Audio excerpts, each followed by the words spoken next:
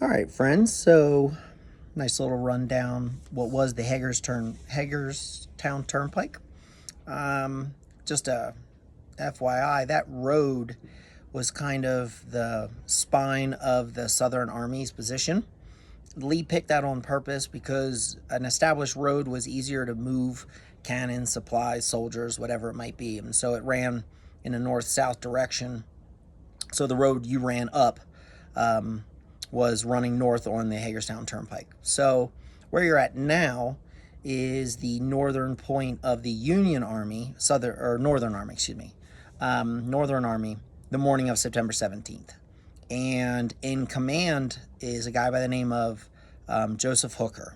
Now, he's a general. Generals are the highest rank in the military, and they're in charge of what are called corps. So, real quick, from the bottom, you have regiments. Regiments could be 1 to 200, as many as 400 men. You group regiments together into brigade. Brigade could be in excess of 800 to 1,000 men. You put a couple of brigades together, you've got a division. Division could be 5,000 or more. And then above that is a corps. And a corps is usually in the tens of thousands of soldiers. And those are the ranks of general. So a corps commander is the highest rank besides being in charge of the entire army. So McClellan, General McClellan, and General Lee. General McClellan's in charge of the Northern Army. General Lee's in charge of the Southern Army. They are the highest ranking, but then below them are also generals, and they're corps commanders. And Hooker is one of those.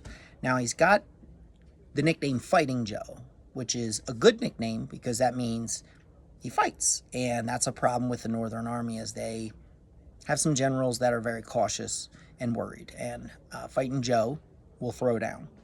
Good nickname. He also enlists the help of women that follow his corps to keep the men happy. And they get the nickname Hooker's Girls or Hooker's Women. I forget. Don't Google me. Just go with me. And that gets truncated to just being called hookers. And yes, that is where that term comes from. Anyway, PG-13. General Hooker's in charge. Great guy, ready to fight, ready to throw down. They break camp early in the morning, and they're ready to march through the cornfield that you were at the southern end of where we started this journey. And so they're gonna push through that cornfield. They're gonna come in contact with the Confederates, Southern soldiers, pretty much where you parked, and that's where that back and forth is gonna happen. Now, there's several of these in the Battle of Antietam where there are these moments where things could have gone different. One was Lee losing his orders. Could have changed everything, could have ended up in Pennsylvania. What if? The what if with Hooker, is that he's doing really well. And they're really starting to push. And they're really starting to kind of crack the Southern position. And he gets hit with a musket ball to the foot from a sniper, and he is removed from the battlefield. The problem is that he was really the only person who knew what McClellan wanted him to do.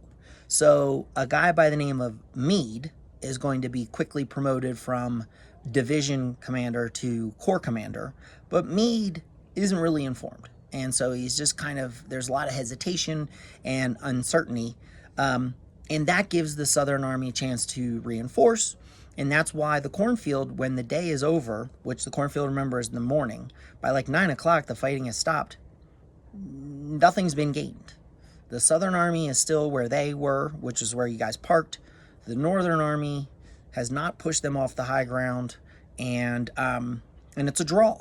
And that moment with Hooker being removed from the battlefield was that pivotal moment where, if he remains on the battlefield and he pulls up some reserves, are they able to push what would be called the Southern left? So if you think of your ends as they're called flanks in the military, this is your left flank. If that left flank kind of crumbles, General Lee's got a serious problem. It doesn't.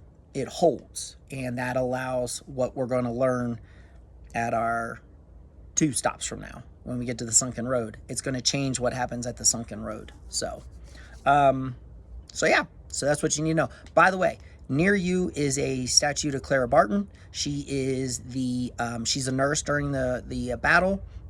She is the founder of the American, doing this, I'm literally like trying to remember from last year. Oh, Red Cross. She's the founder of the American Red Cross. There was a European, it was established in Europe first.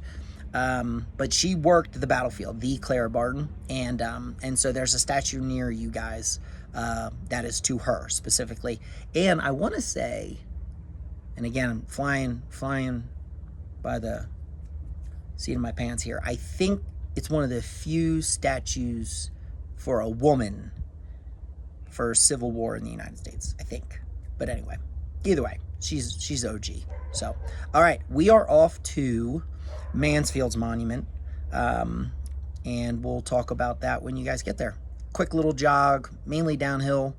If I remember, there's a little bit of an uphill, but pretty easy run down to there. So I'll see you guys there. I'm already there because I'm making these videos.